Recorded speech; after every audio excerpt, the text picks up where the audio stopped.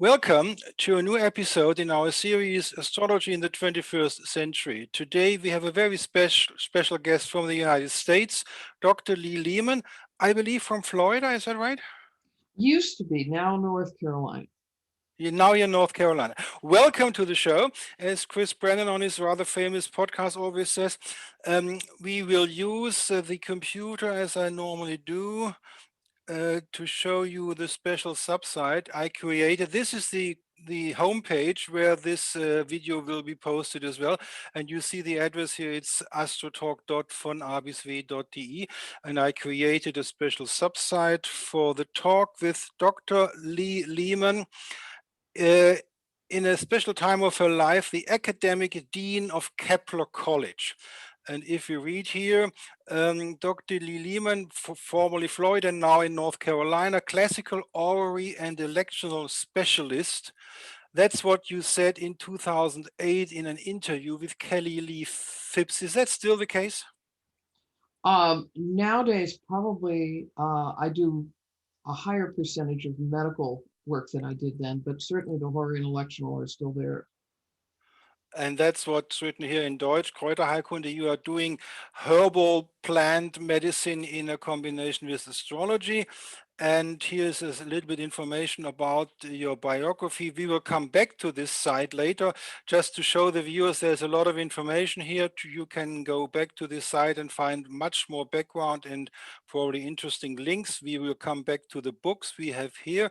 But now I go out of this. Now let's come back to your title.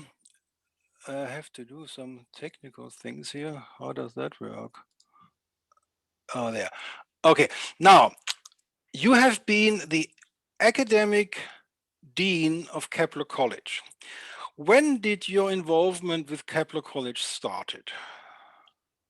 Kepler opened in 2000. Yes. And I believe it was in 1999.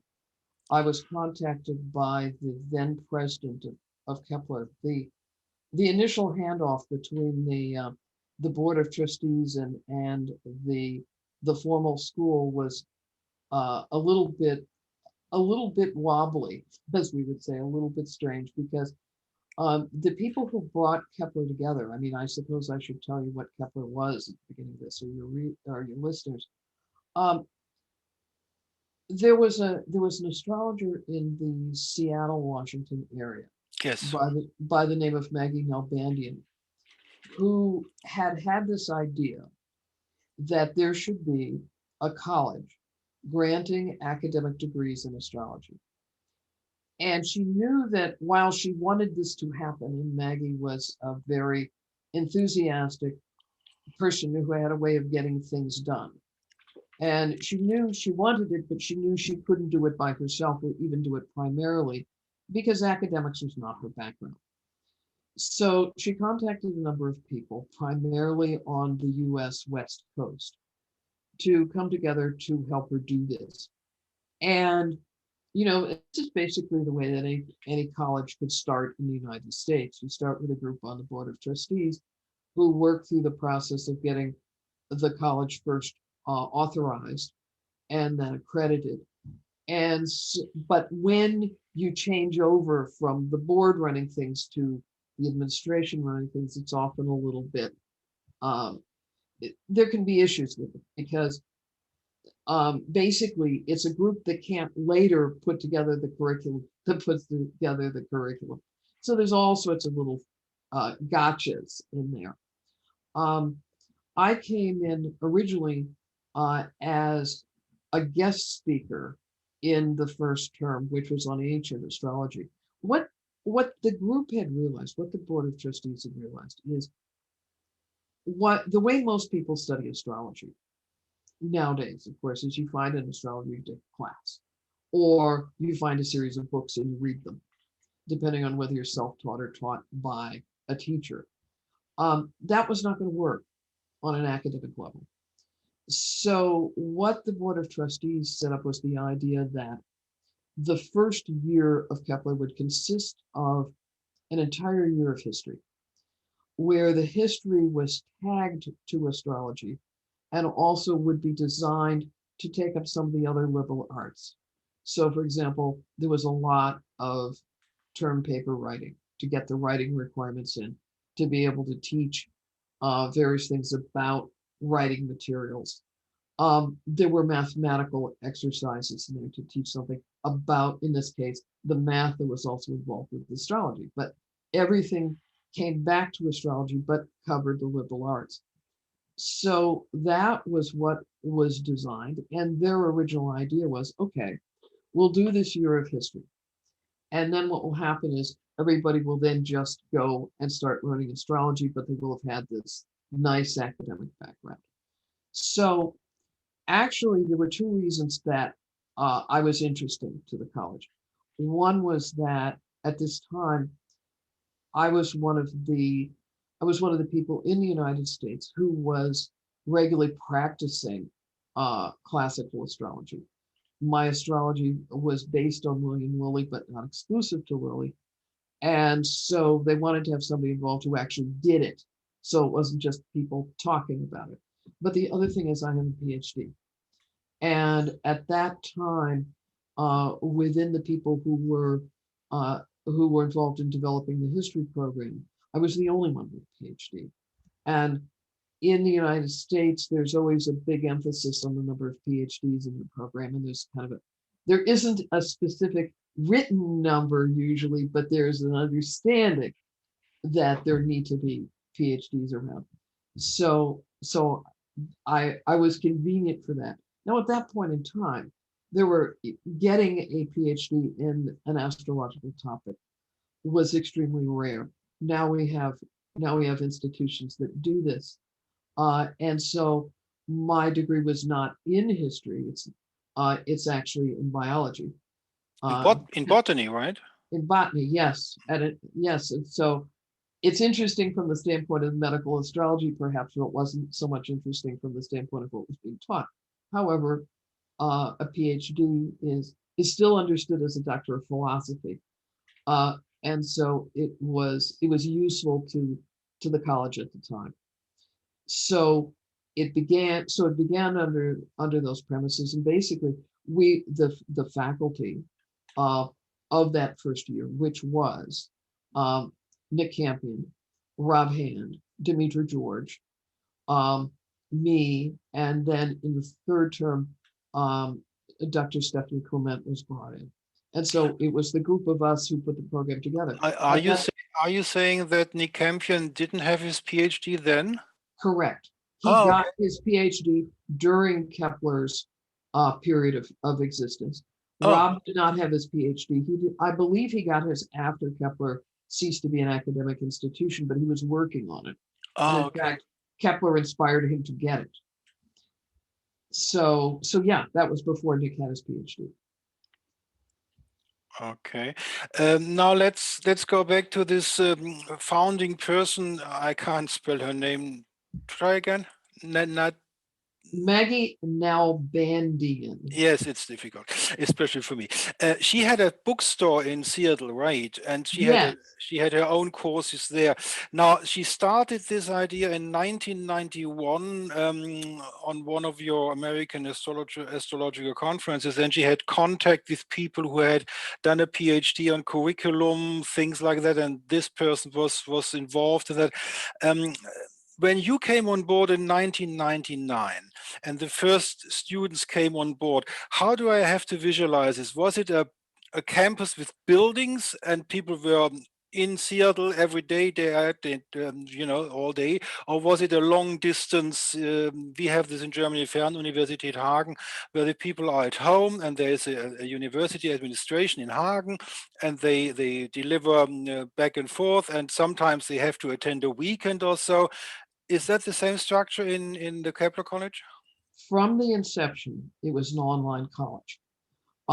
We taught 3 terms a year. In each of those terms, the students came for a symposium of 6 days. And initially, the first term, they tried to set it up for 10 days, but it absolutely exhausted both the students and the faculty. And so we quickly shifted it back to 6 days. But they came for the symposium. But otherwise they worked at home. This was if you think about 2000, I mean, this is now ancient history, but at that point, you had some of the academic online facilities like Blackboard had just basically come out. Yes. And so you had the capability of working with people. Programs like Zoom that we're on right now were still kind of in its infancy. And we were just getting out of the period where online teaching meant teaching through chat boxes. But it was possible to do videos. But the symposium is what made Kepler at that time unique. Okay. It was a very intensive experience. Take us to one of those 6 days. They Okay. arrive, they get an hotel room, I suppose, and then you meet in a hotel, or where did you meet? Well, initially we met at Bastyr University.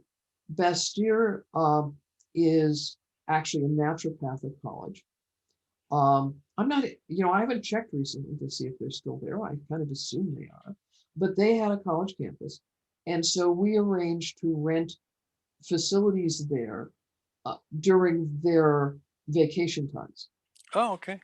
And so, which meant that the students stayed at Bastyr. So everybody was staying on a campus. Oh, they had the dorms available for your students? Yeah. Mm-hmm. Oh, okay. Mm-hmm. Yeah, for them, it was a little extra. It was a little extra money.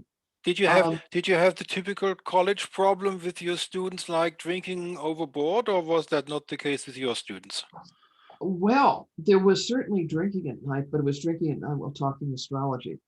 Oh, okay. And because our students were absolutely obsessive about talking shop. Okay.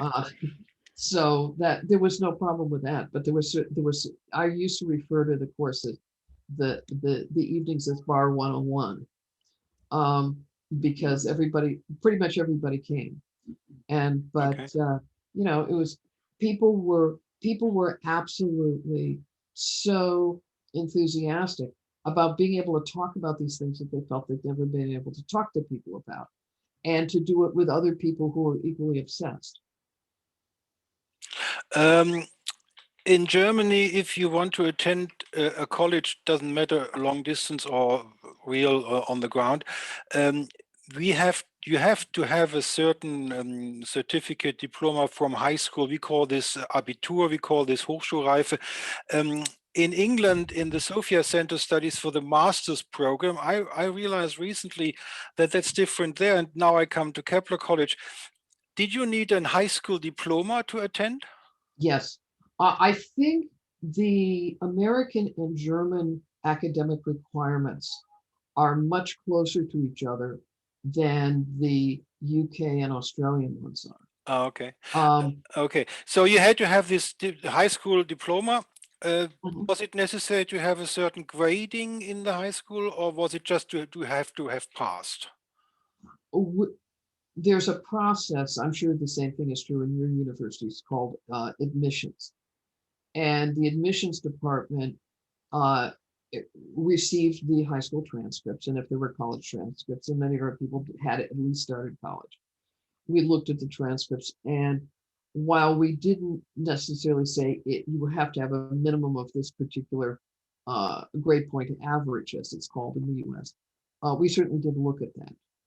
And so if somebody didn't have what we would consider to be a high enough grade point average, we might not accept them. Okay, so the people applied for admission.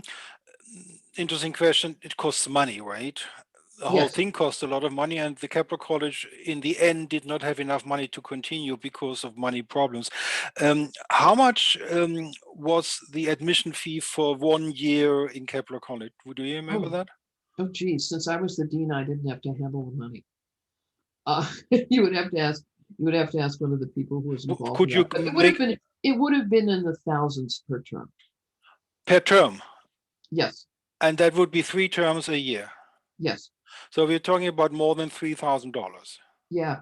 Okay. My guess would be about 2,000 a term, but I may be off on that. Okay, so it's not an expensive college like the elite university college in your country, where they No, charge. Okay, so admission is granted, the money is paid. How does the student in, let's say, Denver, Colorado, I'm thinking of Chris Brennan, starts his studies? He gets the first task or reading material. You have to read. You have to read the whole Menelaus for the first year, and then you have to write a report about the whole Menelaus, or you have to read the whole Vetus Valens. How do I have to envision the tasks what he has to do before the first 6 days symposium? the 6-day symposium, it took us a couple of years to get it right. But we discovered that the place to put the symposium was about 6 weeks into the term. Okay. What happened about a week before the classes started is all the students would get their entry passwords for first Blackboard, and then we shortly switched to Moodle. So they get an entry to their classroom. In the front section of the classroom, they would have a syllabus, a reading list for the whole course. They would have the required textbooks. Our admissions people had put together a package so that you could pay X dollars and get all of the material sent to you in one packet, so to speak. Most of the material in that first year was historical material, historical textbooks.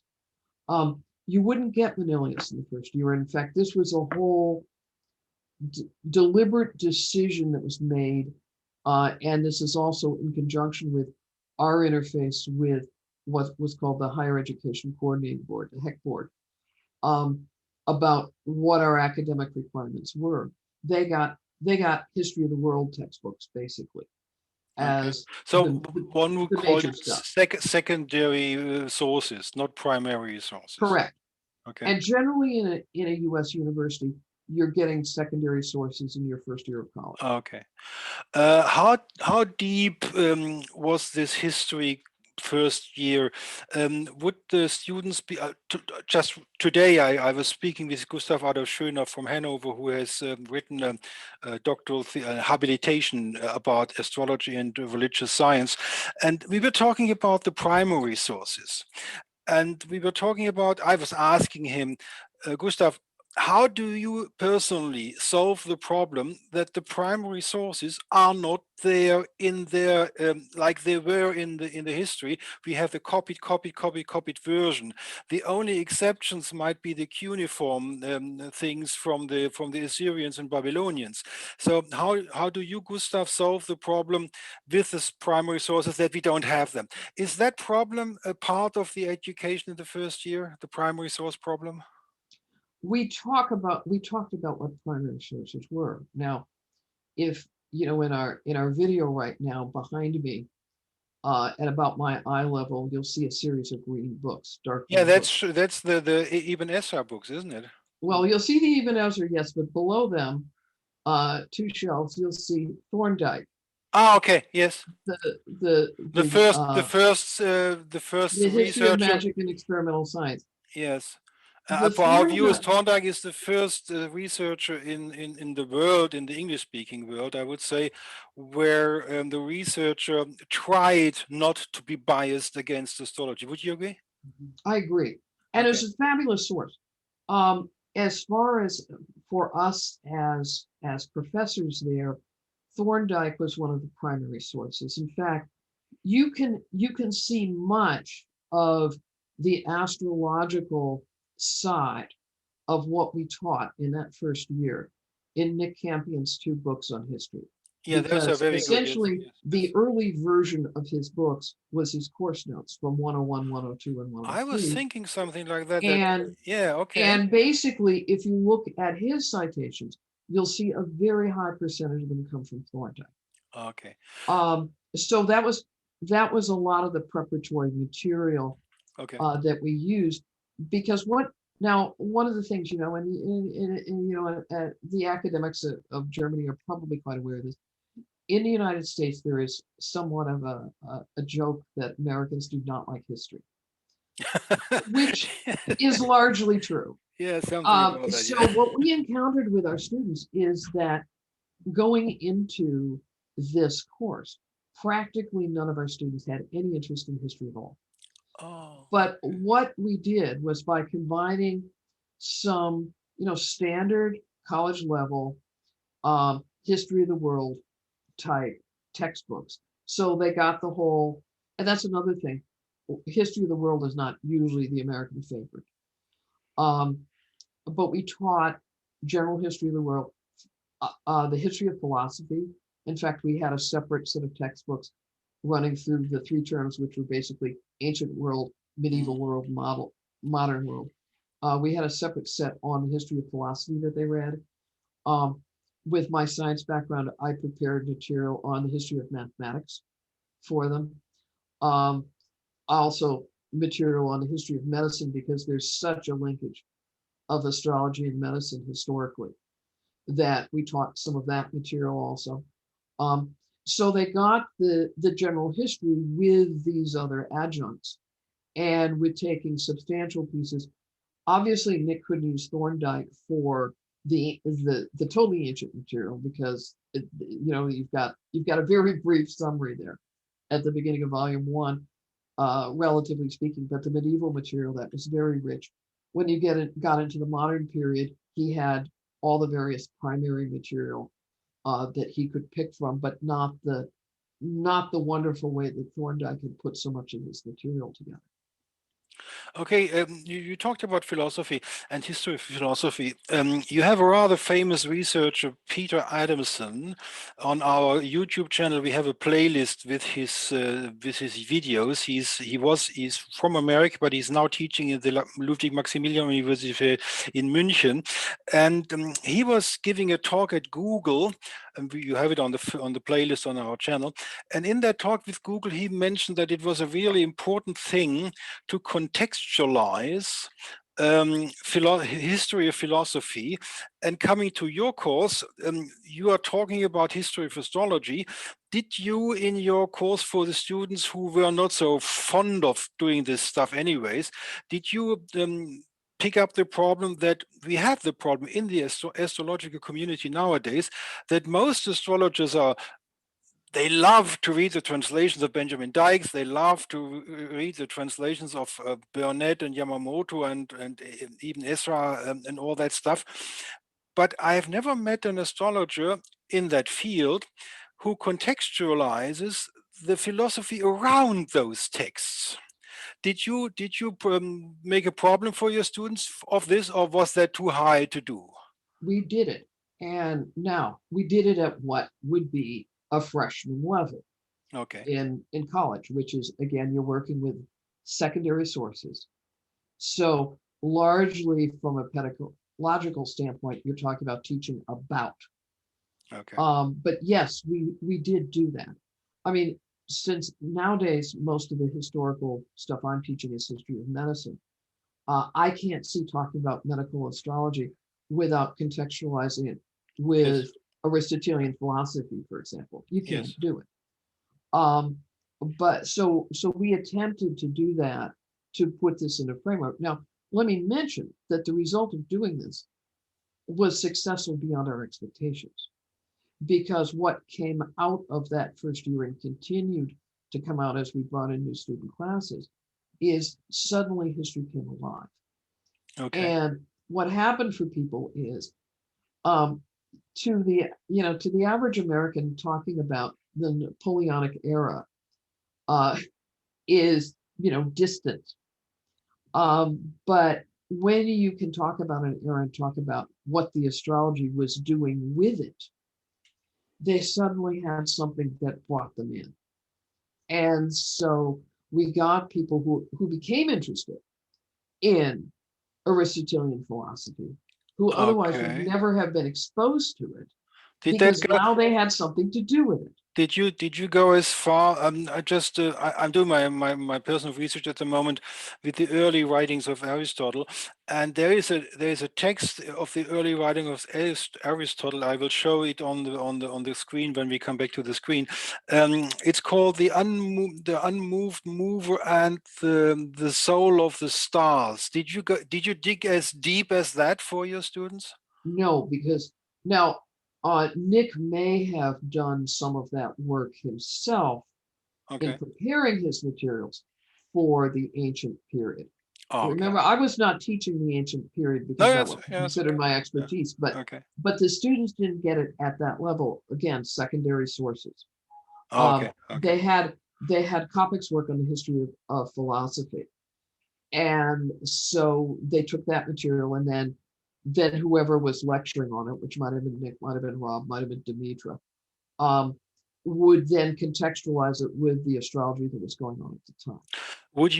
If you compared your Kepler College approach, a 1 year learning history of astrology, and let's say you take a normal college, not the very the very expensive ones, but just a middle normal college in America, and a normal history college class studying history, normal history. Where would you put your level? Just like them, higher or not so high? I won't do it. I'll quote the person who's head of the HEC board, the authorization board of the state of Washington, Yes. who in looking at our program said we were better. Oh, interesting. And that gives me. Because the thing is, what has happened in US colleges and universities is that first year used to be basically very similar to our design, but without the astrology piece, where that first year was a heavy dose of English composition. My father was an English teacher, and he had a course in freshman comp, as it was always called, that everybody had to come into the university and take. They stopped teaching that as a requirement probably 25, 30 years ago. Oh, okay. You took a course in history. That's not mandatory now. You can graduate you can get a BA, you can get a BS in the US and never have had a history course. Okay. You can graduate with never having had a philosophy course. So that became general studies. And to anybody who has the old liberal arts orientation, what we were following was almost, textbook liberal arts. okay. When did the first year start? On the 1st of January or later in the year? It started in the summer of 2000. And it went from summer to summer. The first term, well, again, the first year we shifted, we shifted a little bit afterwards. Basically, the first term started in the autumn, which is typical in US universities. Ran up to essentially the end of December. The second term started in January, and then the third term started about April. Okay. So in somewhat in the autumn, a freshman, you call that, I believe. Yeah. Let's take Chris Brennan because he studied at Kepler, and I know of him that he studied there. We have him on the playlist with his speech in 2012. I believe he was the administration of Washington State killed the program with the accreditation somewhere in May, and he had studied more or less 4 years, but he wasn't ready enough, so he couldn't get the BA. But anyways, he started somewhere, got his admission, and then he had 6 weeks to do something. What did he have to do? Okay. I don't remember Chris's particular just circumstances well. I mean, he was one of my students, of course, but what happened was this. When Kepler started, the legalities of US colleges and universities was that all colleges and universities had to be authorized, as it was called, by whatever state they were incorporated in. There had been a system that had been set up called accreditation that began to become popular in the beginning of the 20th century. At the time that Kepler started, this was optional. And the optional piece of accreditation was that if you were accredited, then your students were eligible for student loans because, of course, in the United States, unlike the civilized world, where college is free or nominally priced, in the US, where it's there's more for profit, and generally the students pay more. Student loans are very useful and helpful for people to be able to pay for their education over an extended period of time. So we were not eligible for student loans because you can't become accredited until, first of all, the school's been around for about 5 years. Then you go through an accreditation process, which is very expensive because you've got to do major amounts of paperwork. You've got to bring in an inspection board. You've got to do all of this administrative stuff. I would say just on the level of money alone, that it's next to impossible to be able to afford to become accredited if you have less than 300-400 students at a time. We never had that. Okay. So, but while we were in existence, accreditations started to become mandatory. And that was really the biggest financial issue that resulted, other than the fact that Washington State passed a law mandating the accreditation, in part because we were the only unaccredited school. Okay. So you can call it a political issue as well, but it was basically a financial issue. We didn't have a large enough student body to be able to even afford it, let alone the question of whether there was an accrediting body that would be willing to accredit a school that taught astrology. So that's different in the United Kingdom because the master program in Sophia Center is an accredited program inside the university. We come back to Sophia Center later. So, okay, the first 6 weeks at home, the student gets tasks, I would say, They reading get tasks. tests. They get every week. They have a reading assignment. There may be, the professor may have cut a video or two to talk about the material, so they might get a lecture. Later on, we went to doing some live lecturing in those weeks. They got they would get an extended set of course notes from the instructor, and then they would get assignments. Most of those were Would writing there be a assignments. test in the first 6 weeks? This again is the technology of doing that has improved immensely since 2000. Yes. In the later years, yes, there would probably be tests, but since most of this issue of the first year is also developing writing skills, most of the testing was less a multiple choice than teaching people how to do academic writing and then doing it. Okay.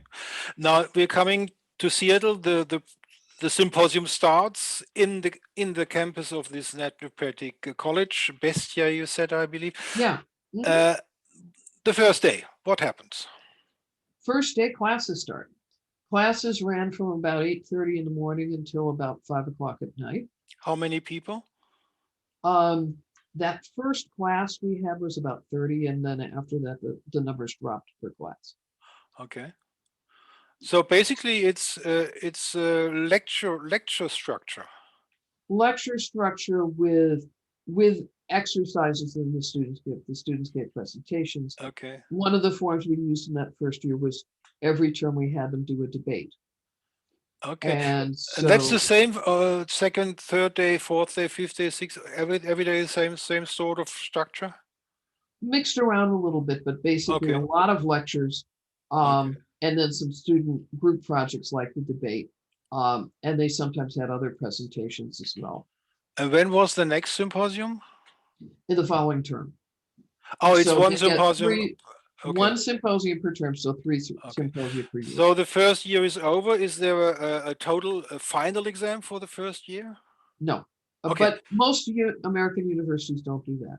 Okay. Second year, what happens? I believe it's 2001, and I read in the book of Demetria George something very extraordinarily important to Demetria George happened in 2001, right? The collapse of the cards. The collapse? Well, the whole building of astrology collapsed over Demetria George because he changed from psychological astrology to traditional astrology. That was in 2001, I believe. It's interesting because since I was on the traditional side, that I never really watched what happened to people on the other side. Oh, okay. Well, you can read the viewers. I think what happened for Dimitri, Demetra and I, back before 2000, were both doing asteroids, but I had basically stopped doing asteroids I by know. Yes. the 1990s, Yes. and started doing classical. So, but I never saw that as a collapse. I saw that as, oh wow, I'm Yes. so much happier in classical astrology. So, I just went on. Demetra was continuing to do asteroids, but I think it was about that time. I remember, and it was sometime around 2000 or 2001, we were at the Australian, the FAA conference, both of us, on and Robert Zola was there, and Brian Clark had a panel with the three of us on it, talking about the nature of astrology, and Demetra was sounding very defensive about some of the psychological stuff, and I was being somewhat rude American and saying, but the important thing is this is the team that's going to win the Super Bowl this weekend.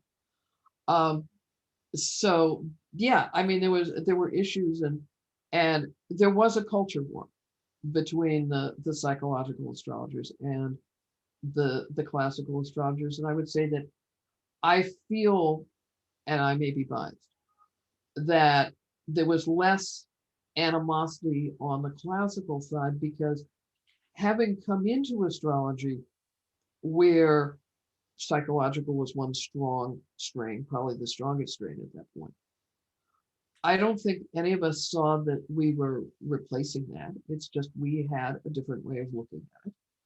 And I think, Okay. but I think we were threatening. Yes. But I can only imagine for Demetra what that felt like with, getting caught between two worlds. And in Kepler College itself, was this the case too? Or was Kepler College, because of its official approach, we teach everything and the students choose, so there should have been more tolerance? Was there more tolerance, or was that just a cover-up? Well, it was an interesting situation, because when you only have enough students to have one class, it's not that each student gets to have an individualized program. Hmm. So what happened was everybody understood, okay, we're doing academics in year one. The original plan that Maggie's board of trustees had for what they thought Kepler was going to look like was there would be this year of academic grounding. The second year would be devoted to teaching people the techniques of astrology. And then the third year would be devoted to starting to get into a specialization there. And the fourth year would either be the continuation of specialization or a mentoring program with an existing astrologer. So we went to teach 201, the first course of the second year, which was, we assumed that people would not know any astrology or could not know any astrology. And in fact, we had several students who didn't. So we began with, a kind of a basic, these are the planets, these are the signs, these are the houses, these are the aspects. Now, the way that we did this, because again, we're looking at this within, how do you do this within a college context? One of our instructors at that point was Bruce Schofield. Oh, And what Bruce decided to do was take them through chart calculation, which is asterisk mathematics. yes. So, so he taught them how to do chart calculation by hand, even though, of course, at this stage, everybody had a computer. Demetra, the previous year, had started teaching people about celestial navigation, which was also a way to bring in some mathematics on it. So Bruce did that, and so they were getting the chart computation module, and then when I was going through and giving them the basic components of the chart, I was doing comparatively. So what I had done was, if I was talking about the sun, I would show them what Ptolemy said about the sun, what Lilly said about the sun, what somebody from the 19th century said about the sun and what somebody from the 20th century said about the sun. And so I brought it into a historical context. Oh, you were doing in those days what Charles Obert is doing nowadays, because he just published a book about Saturn in that way. Yeah, Okay. that was the way that we constructed it at that time. Yes. Okay. And so, and again, there they got references to primary sources. They got quotations from primary sources. Okay, but you can only do this as in a certain amount of factors, because as soon as you come to dignities, you have a problem, because dignities is not all around all astrologies. Right. But they did learn essential dignities in that first term. Oh, Basically, the what we could call the typical classical dignity system, as well as the modern system. Okay, so that is the second year. What happened now? Let me stop. Yeah, okay. Because something happened in that term, which is the students took us where we hadn't thought to go. Oh.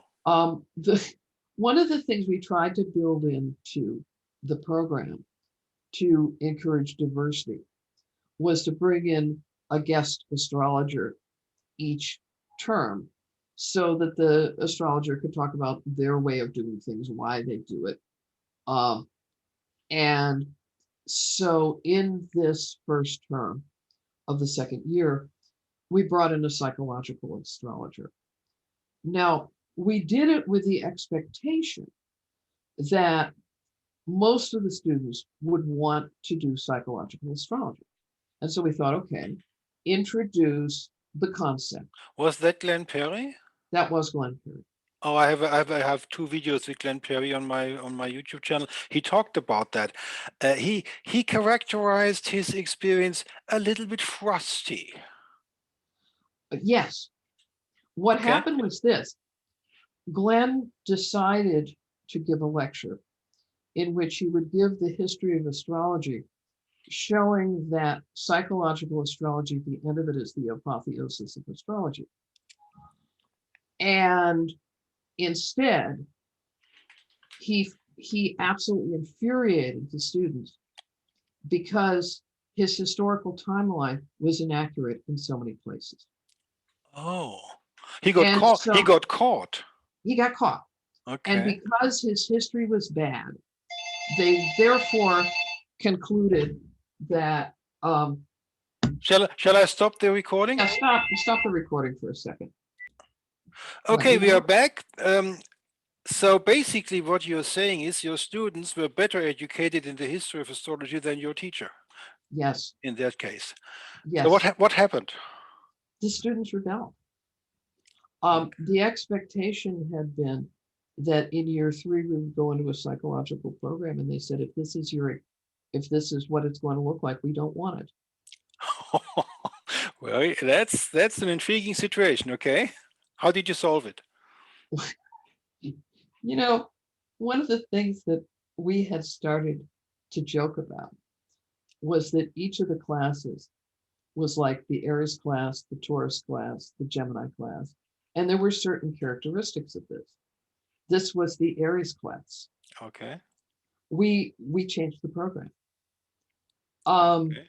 What happened? You know, one of the changes that was going on in academia in general during the 80s, 90s into the 2000s and beyond is that and I'll say for the US, because I don't know honestly how this has worked around the world, but in the US, colleges have gone much more to a student-driven system, which I have to tell you that having been raised as we call it, a faculty brat, my father was a professor, was a little bit of a foreign concept for me. But of course, when you go to the history of universities in the Middle Ages, the Italian schools were all student driven. Yes. And so it was going more to that model. But here, I mean, it was a very simple thing.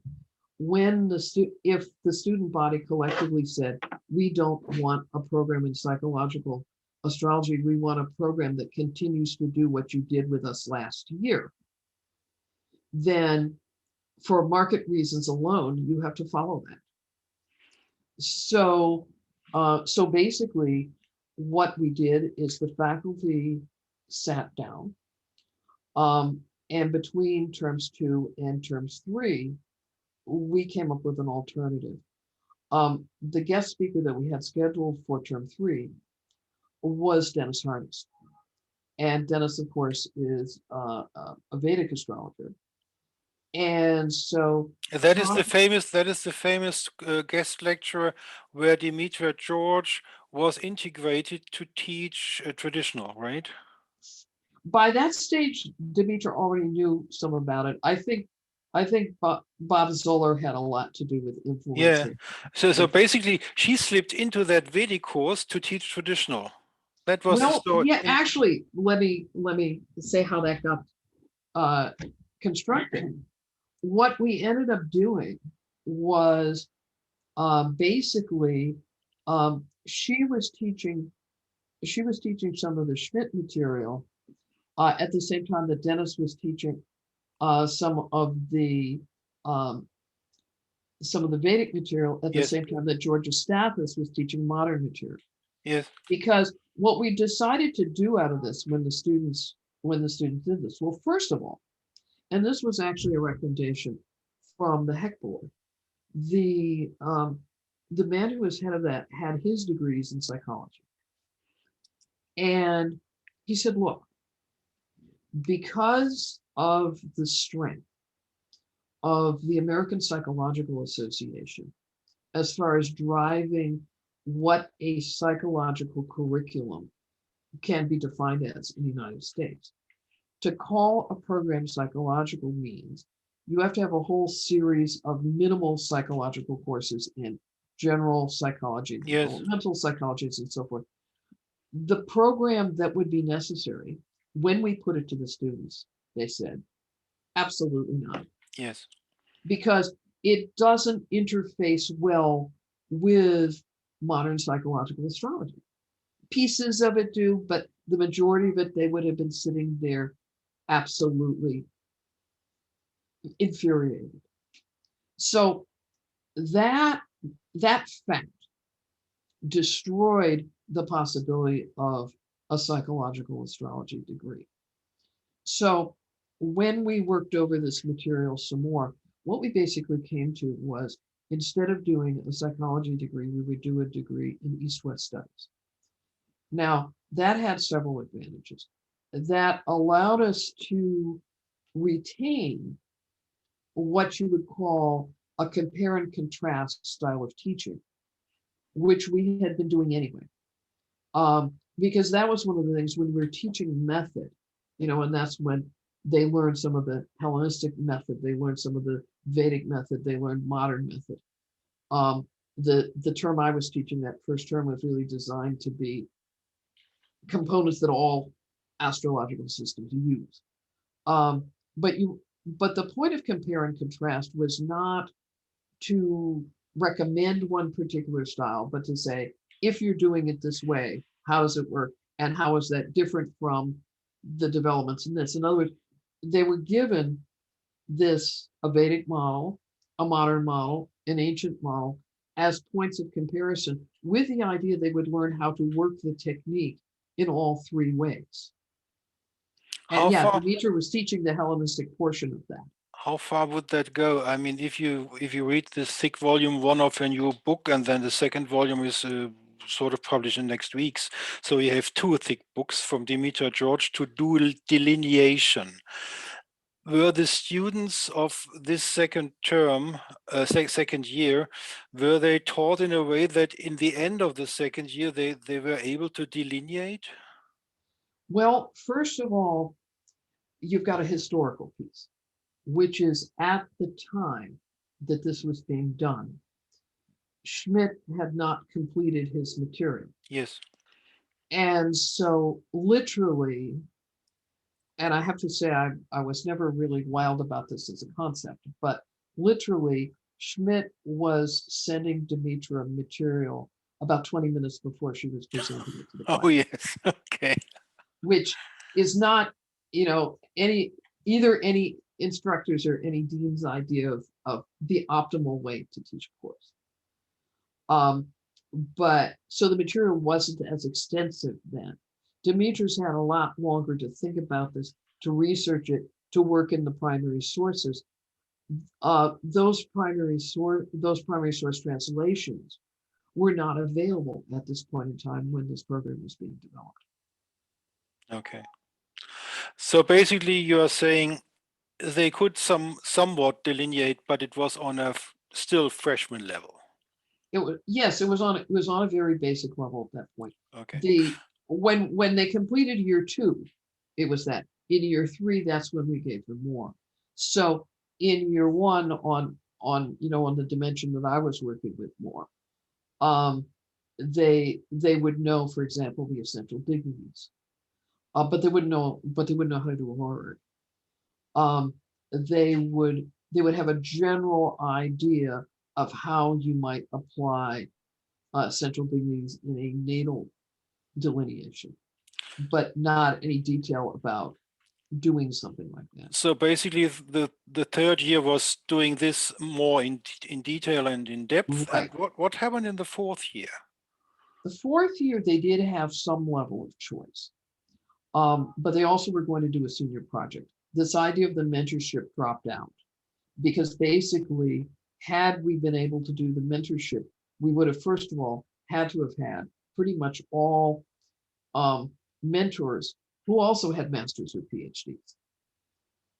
Because this was, in fact, one of the issues that Demetra got into as far as why she was teaching the Hellenistic material and not Schmidt.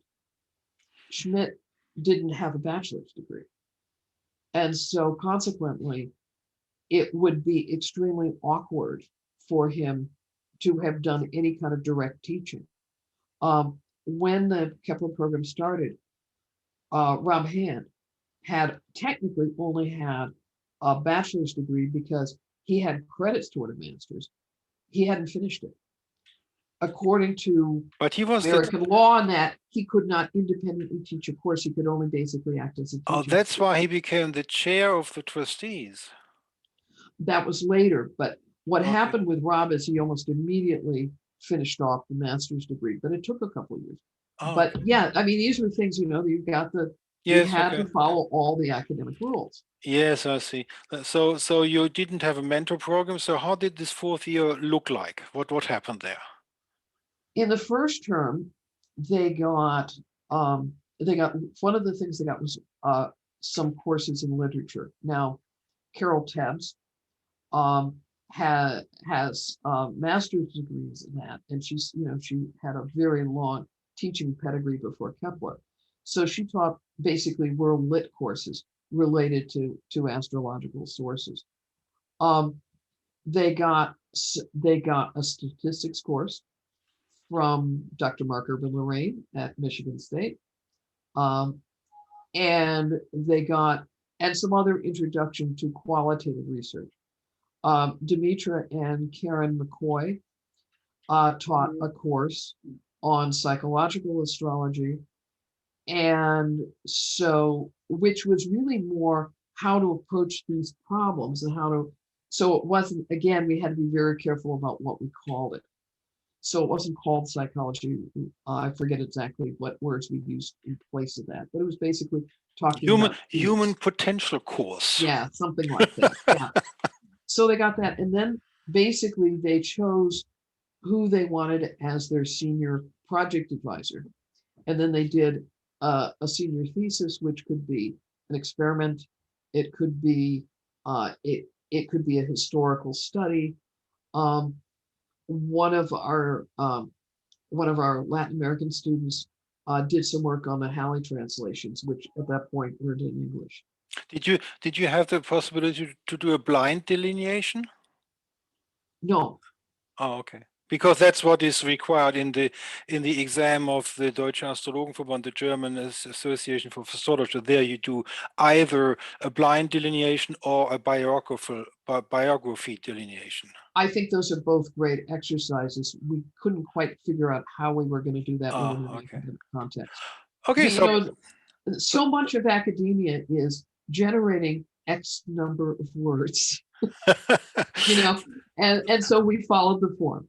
Okay, so now let's go back to the computer and to show how this looks like after 4 years. There is on this page a playlist, and I have to find it. The playlist there. This is Kepler College, and there is some rather famous person. So basically, I Yeah, got the advantage of having a degree from Rutgers University is we got those really cool red robes. yes. Yes, I saw that. And you got a very famous graduate, Ruth Bader Ginsburg, right? That's Rutgers, I think. Columbia, I think. I thought Rutgers, Oh, but no. let it be. Okay, so this was from 2008, Mhm. and the people can watch the playlist. There's a couple of speakers, students, professors. Rob Hand gets an award. You did something very interesting. In 2008, your speech dealt with the astrological community is in the same position as the gay community. Could you elaborate on that? I think I first gave that maybe a little early, maybe it was 2008. Okay. Well, what I was thinking about, we had so many people who came to Kepler, and many of them could not stay. And the reason they couldn't stay is because they were getting such extreme opposition from their families about studying astrology. We had one student who literally had to sneak away. Another one who couldn't attend the symposium because of this. And of course, you can't study under those circumstances. I mean, it doesn't work. But it was tragic, and in its own way. And because I had gone through some of the early gay liberation period myself, I wasn't living in the New York area at the time of Stonewall in 1969, but I arrived at Rutgers, which is only an hour away, in the early 70s. And so as I was thinking about how, when there was this thing, people would get to the symposium, wow, I can talk about astrology all night long. And I was hearing the same expressions of people getting with their community that I had heard all those years earlier in the gay community. And so that was when I gave that lecture, that at the graduation, about the similarity between the astrological community. It's the things like you're on, but not in COVID, but imagine a year before that, you're on an airline, and the person next to you starts talking to you and says, well, what do you do? Do you say astrology? It's all those ways that people have been in the closet about their astrology. So it was a comparison of that. Okay, so I recommend this short video and the speech of Lee on this 2008 conference when the graduation took place. I have another question. You came into astrology because you were heavily active in the feminist movement. In 1976, there was a conference in New York, and you could crash in the dorm of one of the other female participants, and then you started with astrology. The history of that. But what I wanted to ask you is, now we have 78 or more gendered pronouns in the world, and the traditional astrology relies heavily on the differentiation between male and female components, right? Mm-hmm. Are we throwing away traditional astrology if we follow the new gender policies? I attended a Zoom meeting of the APAI in England, and there was a young guy, I think it was a Chinese guy. He said we should open ourselves to this gender problem, and we should listen, and we should follow this mainstream. And I thought to myself, and what happens to astrology if you do that? What happens if you do that? It You gets know, lost. I guess I've been in this issue for a lot longer, not because of the multiple genders, although historically I believe the Native Americans of the Americas, obviously, had something like 7 different genders. Okay. But I think the issue is this. Almost from the beginning, when I got involved with classical astrology in the late 80s, my issue was it's very clear when you read the material, and it's not just astrological material, it's philosophical material, that male is always the correct gender. And you get to things like the philosophical discussions of whether or not women have what was so delightfully called sperm, by which there was an argument as to whether women carried genetic materials or were simply the receptacle for the male reproductive material. Now, the challenge that this brought to me was I can either throw this thing out completely, or I can say, or I can ask, what do I do with it? So at the moment, because of this component, which is the queer component of the Yes. LBGTQ piece, my answer is I'm in my own languaging now. I'm switching to talking more about diurnal and nocturnal instead of masculine and feminine. Oh, that's a good idea. Yeah. Because I hadn't thought of that. Yes. really the concept here is diurnal nocturnal. And Yes. then what Yes. happened was the genders got assigned again on a priority basis according to those assigning it, which was always a political issue. Yeah, diurnal and nocturnal works. That's a good idea. I will do that. Yeah. So Okay. I don't think we have to really adjust anything that way. I think there's always this issue of we live our lives within a political context. Yes. Okay. And So now, so you adjust to it. yeah. Now let's close the Kepler College thing with the question: when did you become the academic dean in Kepler College? I think it was 2 years into the existence. Oh, okay. What happened was that when we got into the more formal authorization process Okay. in Washington, we had to have an academic dean, and actually Dennis and I both applied for it. Yes. And so they decided for various reasons to take us both. Okay. And so So here you see the viewers, you see information about Lee's homepages. You can click on the link for her main homepage where all the information is. It takes a while and then you can scroll down. Or it's very interesting. We won't talk about that. I want to talk about this film list here, which I recommend very much. I put a film list together and you have a lot of interesting videos. First, Lehman's interview. If you want to know how she came into astrology with this episode in 1976 and the following years, you watch 1 hour and 36 minutes. We shouldn't repeat that today. And here is a lot of Lehman. And then just watch some of those videos if you are interested. Now, what is left of a great idea? In 2012, the accreditation period ended. What's the perspective? Do you think Kepler College is still a spare beer or torch in the night for the astrological purpose? Or do you think it's now just a school like all the other astrological schools around the world? both. Okay. What happened when we were informed that we would not have our authorization renewed? The rules of the state of Washington are that the HEC board gave us the ability to do what they call teach out, which means that everybody who was in the program got to finish their degree. Does that apply for Chris Brennan as well? Yes, he graduated with an associate's degree from Kepler, which is the 2-year degree. Oh, I didn't know that. Okay.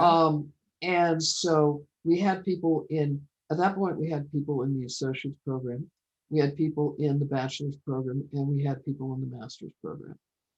And so we were given the full legal amount of time to take everybody through to a degree. But for example, if somebody was in the bachelor's program and wanted to take a master's, they would not be allowed to take a new degree, but they could get the bachelor's. So we have forgotten to talk about the master's program. I didn't know that you did master's students. Oh yeah, we did do master's. How did the program look like? What did they do? It was an East-West Studies program. And so what we had done in the program was we had, I'm scratching my head here a second, it's been a while. We had several terms of basically a mix of, in each term there was a Vedic piece. We organized it into 4 sections, a kind of a general section, a section on ancient, medieval, and modern. And then we looked at more intense discussion of the astrology as it was being taught in those periods of time with more primary sources, and looking at more specific topics. So they had 4 terms of basically what you would consider graduate seminars. So that's 2 And years. then they did a master's project. That's 2 years for studies, and then the master thesis comes behind that. A little less than 2 years, because remember, these are 3 term per year. Oh, okay. Programs. Wait. And Okay. the master thesis, how much time was normal? 6 months or longer? Yeah, because you're basically looking at it's the paper length, isn't it? The typical master's thesis is about 30,000 words. The typical PhD thesis is upward of 100,000. Yes. So 6 months is normal. Yeah, 6 months to a year. I think everybody took at least a year. But yeah, so we had that program. So what happened when we went into teach out mode? The faculty and administration discussed the question of what do we do with Kepler now? Yes. Most of the faculty, most of the administration was committed to trying to find some place to park the Kepler piece in another academic institution. That failed. But they also realized we're going to have, if this faculty is going to stay together, if this program is going to stay together, we could move to a vocational format. And so the decision was made to move it to a vocational format.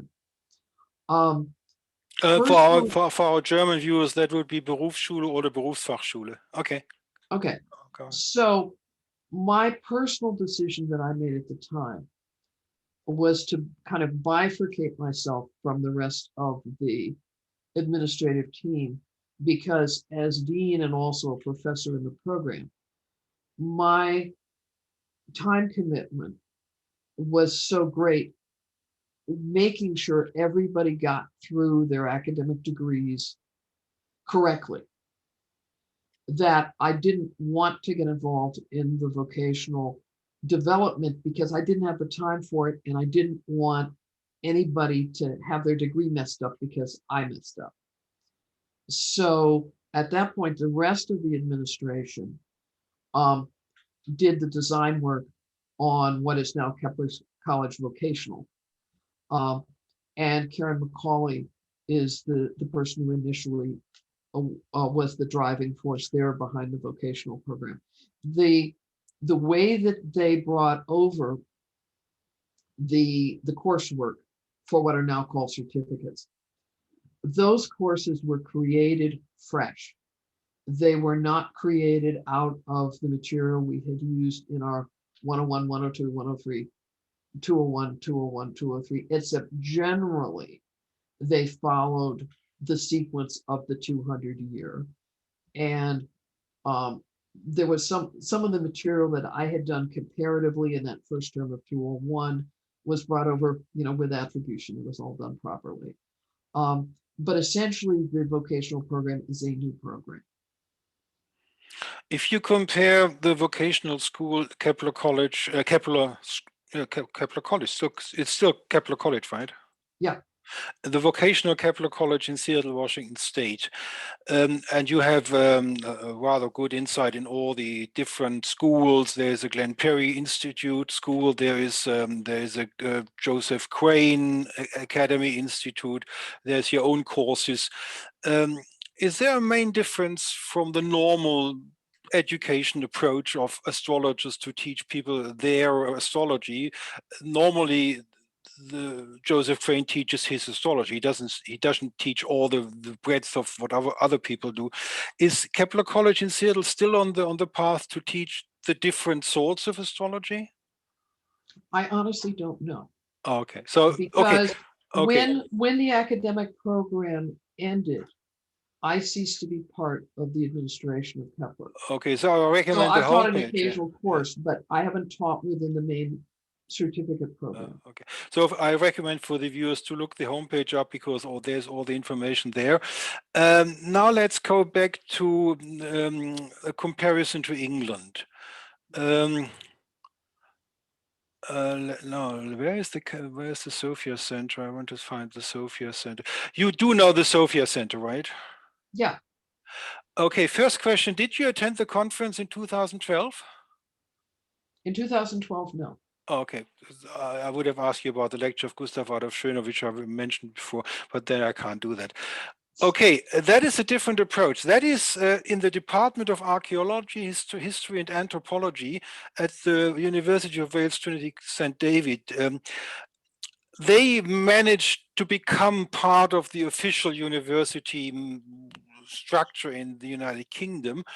Do you still think it's impossible to get sort of a master in cosmos and culture like they do in Lampeter in America someplace?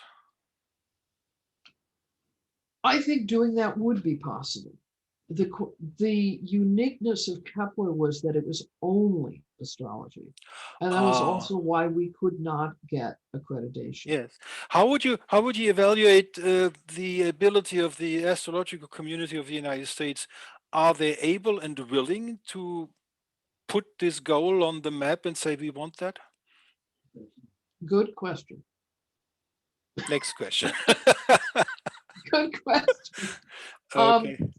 I think that the thing, Volker, is that what basically happened, the period of time when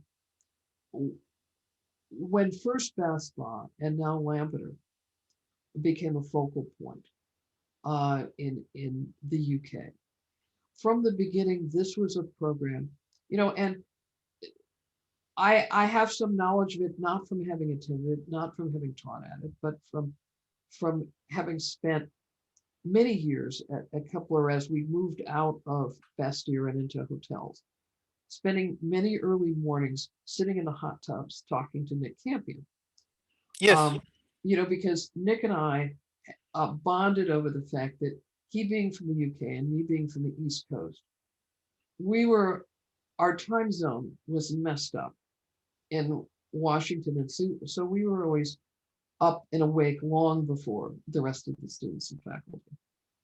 So we had many long talks, and those long talks included the development he was doing at those places. Essentially, much of what he developed originally at Kepler moved over in his thinking and in his teaching into those other institutions. But what he realized was by working it in as a department and not as a separate institution, that it would likely have more academic success within it institutionally, and it has. But also, this was a period where the Sophia Project and the people working on it were referring to this as cosmological. Now, you might know that one of the larger astrological associations in the United States is called NCGR, is the National Council for Geocosmic Research. It was deliberately named geocosmic to not use the word astrology. Yes. And this is, again, these are the things you do to make the people who aren't so happy with what you do find it a little more palatable. certainly, there were issues I understand in the UK that would be parallel with the US, which is when you have astrological organizations becoming the focal point of teaching astrology. So, for example, in the United States, the NCGR has a program in teaching astrology. Many of its officers, both at the local chapter levels and at the national level, have taught, and of course they're getting paid to teach, so there is an economic issue here. The American Federation of Astrologers has different categories of letters you can put after your name according to which exam that they've given, and they have all these teachers to teach you how to take the exam, which one you've taken.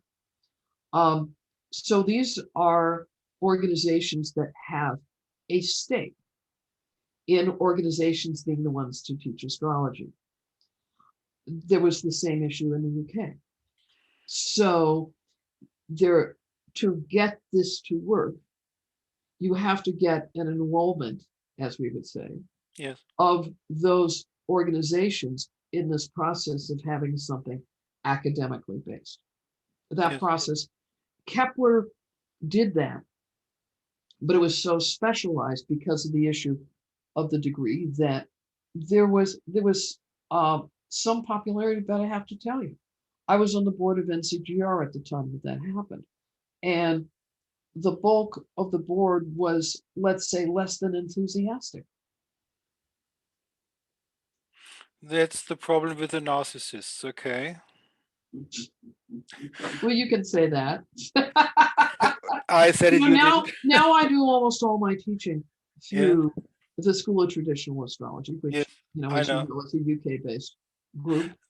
So let me. I'm finding that the level at which we're teaching it in the STA is actually at least an order of magnitude more profound than anything I ever taught at Kepler. Oh, okay. Let me add a question to the United Kingdom situation.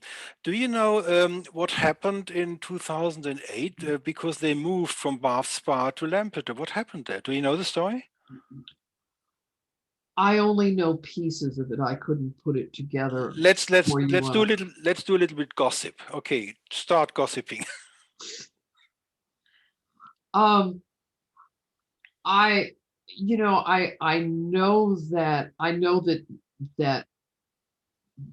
know that Bath Spa basically told Nick we're not going to renew the program. I don't know details. Oh, okay. So now let's, for the end of the very nice talk with Dr. Lehman, let's go into her books. And you find the links to her books on the special site here.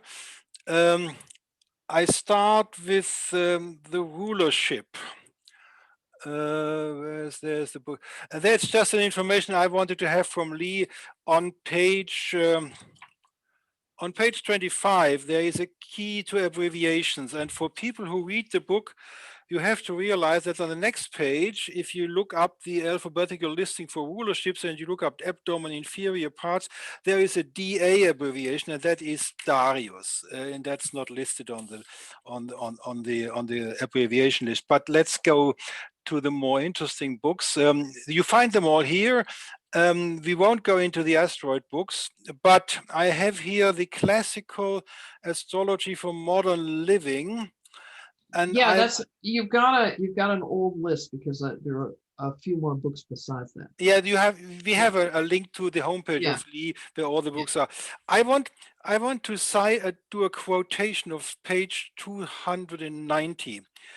In general, the Greeks favored. I can take off the. I can talk. In your book, in general, the Greeks favored a much simpler system of houses, primarily whole sign, compared to some rather hairy house systems developed later. I have a special question to that quote. Take Johannes Kepler. Kepler was a revisionist, like Morin de Villefranche and many other. Ptolemy was a revisionist already. If you take Kepler as an example, the whole sign system has consequences for the aspects, right? Because And then you're getting aspect by house. right now, if you go, I mean, many teachers in traditional astrology follow the credo: learn the basics and then add, if you're proficient in the basics, then add what you want to try out. Let's put it this way. That's many people say that you can integrate. If you are very good versed in the basics of the traditional astrology, then you can start, after 5 or 10 years of studying and practice, then you can start slowly integrate Uranus, Neptune, Pluto for certain purposes. And my question to you is, aspects by Kepler are minor aspects. He added minor aspects because he threw out so many old traditions.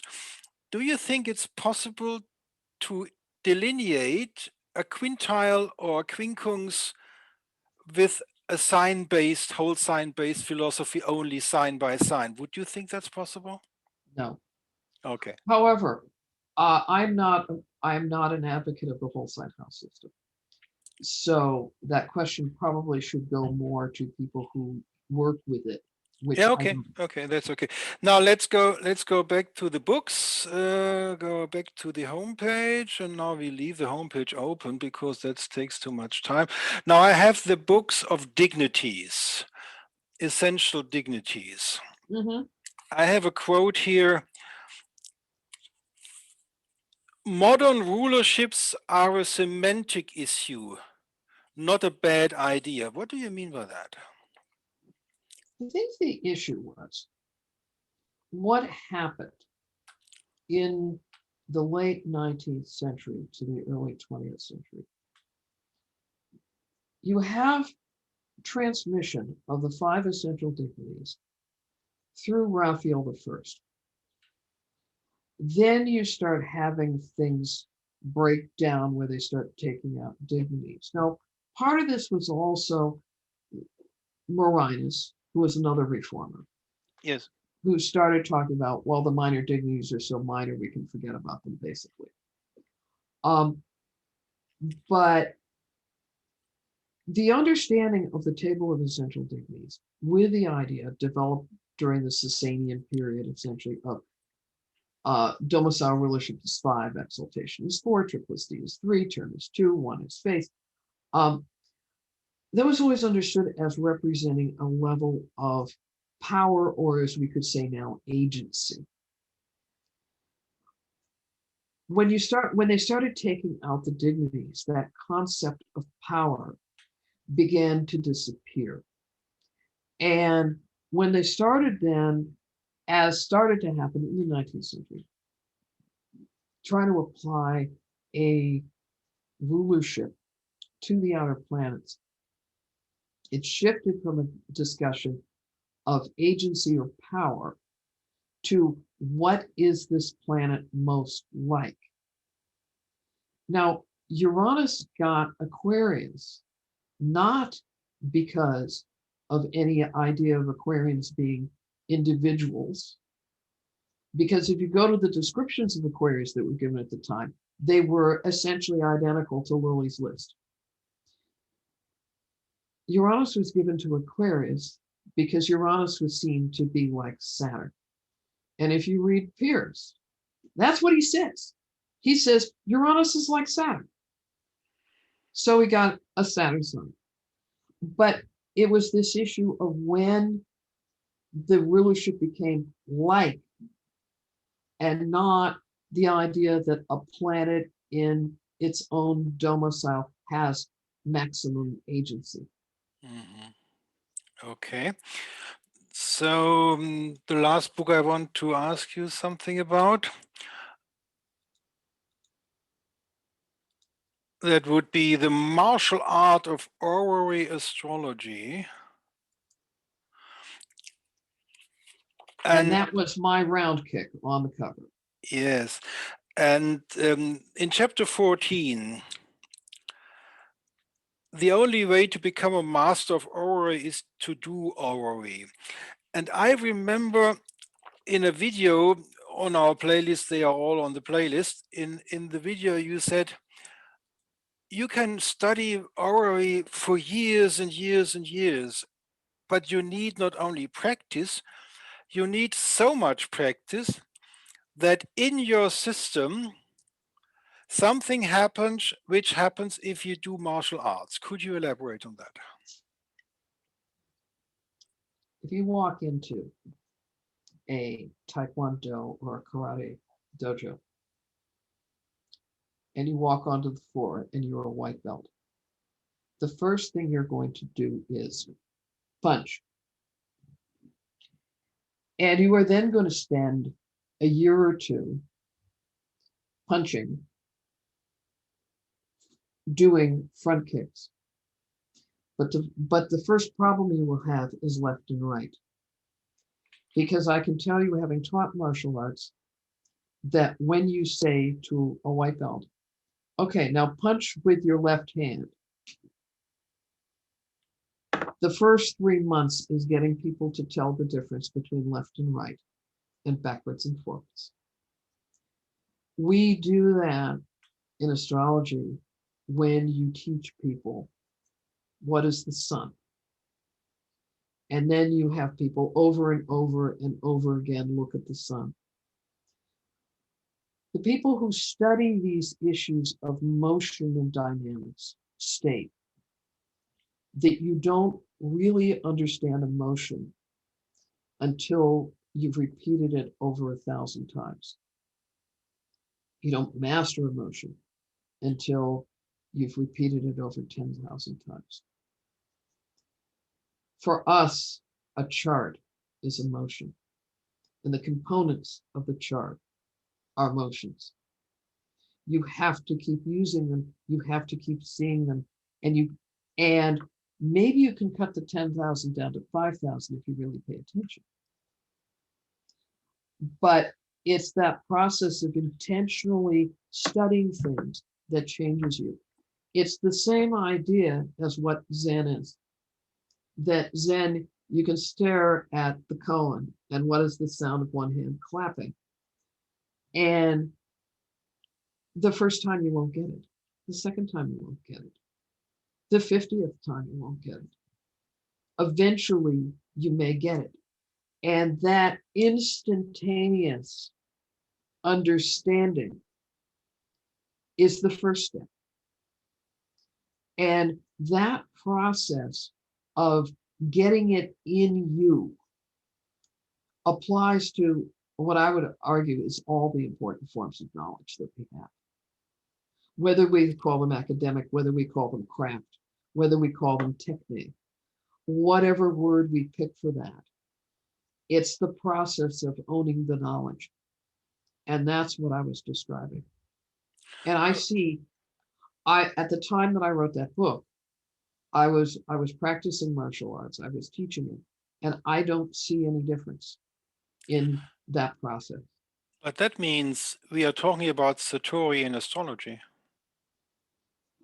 Because it's in the body? No, because referencing to your Zen example. Oh, Satori in astrology? Yeah, we are. Because, one of the things that I noticed years ago, you go to give us a talk at a local astrology group. And then after you get the talk, everybody is standing around having tea or whatever, and you're talking. And there are people who have been going to that group for 20 or 30 years who will tell you that they still don't know how to read a chart. The reason they don't know how to read a chart is they never got that Satori. Because it didn't enter into them. Now, I would argue that with good teaching, you can reduce the time that it takes. You can provide the place for the Satori, but it's the same thing that the Zen master would tell you.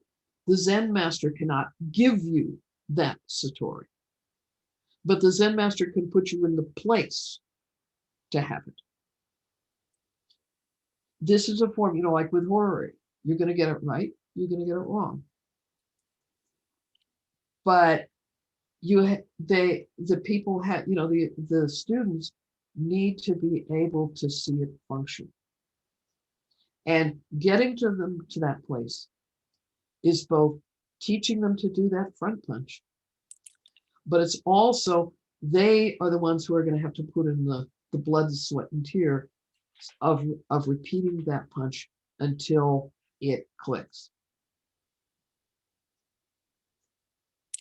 So the two questions. The first, for the end of this talk, the problem of critical thinking in astrology and in the reality in Kepler College, how to avoid wishful thinking. What do you think, how far away is the astrological community in the United States, or let's say in the Western countries, how embracing are the astrologers of the necessity of critical thinking? Oh, I think the people who know about critical thinking, every one of our Kepler BA graduates knows about critical thinking or knew about critical thinking. And how about the people in the astrologers of today who never went to college, Kepler College? Are they willing to reflect about themselves, what they are doing, in the way critical thinking is teaching how to do that? You have people who become absolute masters of this, who never went to college or never went through an academic program such as this. Okay. I will give you a fine example of that, and that's Deborah Holding. Yes. Deborah Holding is, Deborah Holding is one of the finest researchers I've ever met. And she absolutely grasps these concepts in totality, and yet she doesn't have the vocabulary that an academic would use to describe it. But I will take that knowledge and that ability to do it anytime over the vocabulary. Okay, so that is the same subject as what you want versus what you see, right? Mm-hmm. Okay, last, this is the advertising thing. There is a new book coming out in the next week, and that's for German reading people. That's Astronova Gerhard Stiele, Horoscope und Himmelshäuser. That's horoscope and the houses problem, the basics and foundation in the ancients. You can order this by Reinhard Stiele. For now, I want to thank you very much for a wonderful interview. It was really interesting, and I enjoyed it very much. Thanks to Lee, and thanks to our listeners. Come by again. Thank you. I will stop the recording. We talk after that. Okay.